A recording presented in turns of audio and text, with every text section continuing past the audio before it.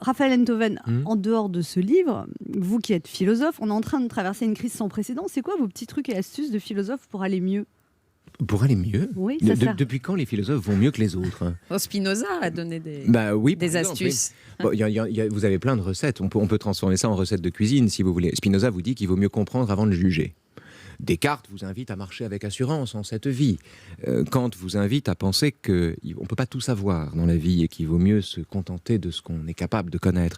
Donc il y a plein de méthodes, il y a plein de conseils. Mais en fait, tous les conseils que vous donnent les philosophes sont des conseils qu'un individu peut se donner à lui-même. Seulement, selon son tempérament, il choisira un philosophe plutôt qu'un autre. Qu'est-ce que vous évoque la crise actuelle, Raphaël Enthoven? C'est une crise sans précédent qu'on est en train de vivre. Je ne vois pas de différence entre l'époque que nous vivons et l'époque précédente ou l'époque d'avant, si vous voulez. Le cas du Covid a été décrit abondamment depuis qu'on parle de la peste au XIVe siècle ou depuis que Camus a écrit La peste lui-même.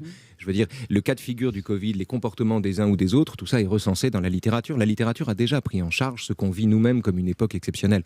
Donc notre époque, de ce point de vue, je crois, n'a rien d'exceptionnel. Elle n'est que la vérification de tout ce que des écrivains ont imaginé à propos d'une telle pandémie depuis des siècles. Vous, Raphaël Enthoven, comment vous ressentez la période qu'on traverse? De façon très intéressante, je ne vois pas du tout un retour du fascisme dans le fait que les gens aient besoin de se masquer le visage. Je ne vois rien de liberticide dans la nécessité de porter un masque pour éviter de balancer ses miasmes sur la figure des autres.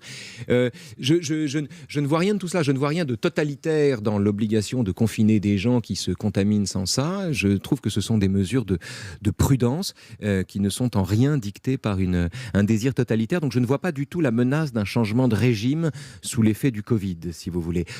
En revanche, ce qui est intéressant, c'est le décalage entre la maladie elle-même et l'idée de la maladie, ou bien c'est la rencontre entre la démagogie et le réel. Quand vous voyez la façon dont Trump gère, ou Bolsonaro par exemple, gère le Covid sur leur territoire, la catastrophe de cette gestion, le drame de cette gestion, on est là en présence d'une rencontre au sommet entre le délire et le réel.